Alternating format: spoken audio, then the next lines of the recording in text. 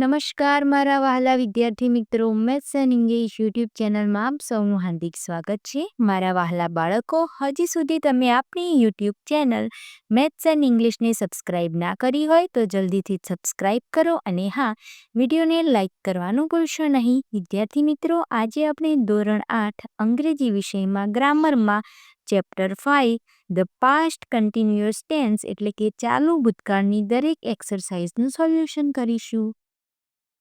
Question 1 કૌંસમાં આપેલા ક્રિયાપદોના ચાલુ ભૂતકાળના રૂપો વડે ખાલી જગ્યા પૂરો. અહીં આપણને ઉદાહરણ આપેલ છે. પાસ્ટ કન્ટિન્યુઅસ ટેન્સ હોવાથી ટુ બીના રૂપ વોઝ અથવા વેરનો આપણે ઉપયોગ કરીશું. દર્શન એન્ડ આરતી બે નામ હોવાથી અહીં આપણે વેરનો ઉપયોગ કર્યો છે. ત્યારબાદ અહીં કૌંસમાં જે હેલ્પ આપેલ છે તેની પાછળ આઈએનજી લાગેલ છે. વેર દર્શન and Aarti helping the teacher. 1 Kirit ખાલી જગ્યા ઇન ધ ક્લાસ. હવે અહીં કિરીટ સાથે વોઝ આવશે અને ટોપની પાછળ આઈએનજી લાગશે. Kirit was talking in the class. 2 Pooja was cleaning the room.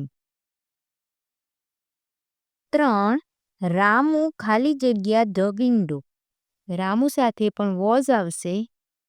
Ramu was closing the window.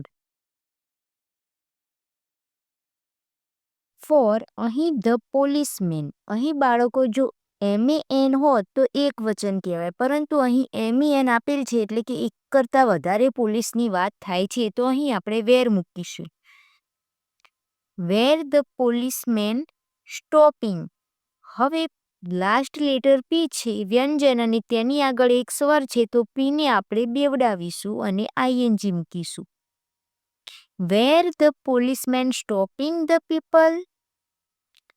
5 I છે તો આઈ સાથે આવશે વોઝ. રાઇટની પાછળનો ઈ નીકળી જશે અને ING. Was I writing fast. 6 the farmers were going to their fields. 7 the children were.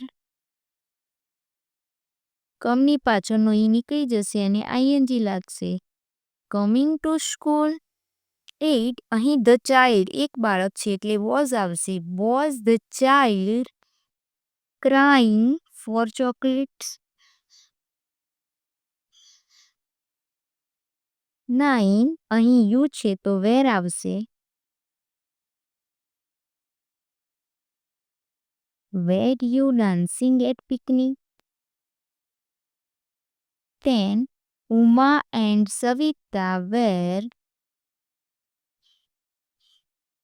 Making paper boats. પ્રશ્ન 2 કૌંસમાં આપેલા શબ્દનો ઉપયોગ કરીને પ્રશ્નાર્થ વાક્યો બનાવો. અહીં આપણને ઉદાહરણ આપેલ છે. Ketaki was reading a book અને કૌંસમાં વોટ આપેલ છે એટલે કે આપણે વોટથી પ્રશ્નાર્થ વાક્ય બનાવવાનું છે. વિદ્યાર્થી મિત્રો, જ્યારે આપણે વોટથી પ્રશ્ન પૂછીએ ત્યારે આપણને ઉત્તરમાં અ બુક આન્સર મળે, તો અહીં અ બુક નીકળી જશે અને પાછળ આવશે પ્રશ્નાર્થ ચિહ્ન. What was Ketaki reading? તો આન્સર મળશે અ બુક. એ રીતે આપણે આગળ ક્વેશ્ચન જોઈશું. 1 રામુ ભૈયા વોઝ વોટરિંગ ધ પ્લાન્ટ્સ. હવે અહીં હુથી પ્રશ્ન બનાવવાનો છે. જ્યારે આપણે હુથી પ્રશ્ન પૂછીએ ત્યારે આપણને ઉત્તરમાં નામ મળે છે, તો અહીં આપણે જોઈએ who was watering the plants? Ramu ભૈયા. 2 Kanji was planting carrot seeds. વોટથી પ્રશ્ન બનાવવાનું છે. What was Kanji planting carrot seeds? 3 Yatin was going home. અહીં કૌંસમાં વેર આપેલ છે તો વેરથી પ્રશ્ન બનાવીશું. Where was Yatin going home? 4 Leena and Meena were buying flowers. અહીં આપણે હુથી પ્રશ્ન બનાવવાનો છે તો આપણને જવાબમાં નામ મળશે. Who were buying flowers? Leena and Meena. 5 Jalpa was reading a Gujarati newspaper. અહીં આપણે whichથી પ્રશ્ન બનાવવાનો છે. Which newspaper was Jalpa reading? A Gujarati newspaper. 6. The boys were playing in the evening. હવે અહીં whenથી પ્રશ્ન બનાવવાનો છે એટલે આપણને ઉત્તરમાં સમય મળશે. When were the boys playing in the evening? 7. કલા was knitting one sweater. અહીં how many થી પ્રશ્ન બનાવીએ. How many sweater was કલા knitting? 1. 8. Manubhai was selling 2 liters of milk. અહીં how much થી પ્રશ્ન પૂછવાનો છે. How much milk was Manubhai selling? 2 liters. 9. Ali and Matthews were betting. ઉથી પ્રશ્નાર્થ વાક્ય બનાવીએ. Who were betting? 10. Shyam was studying at night. Whenથી પ્રશ્નાર્થ વાક્ય બનાવીએ. When was Shyam studying at night?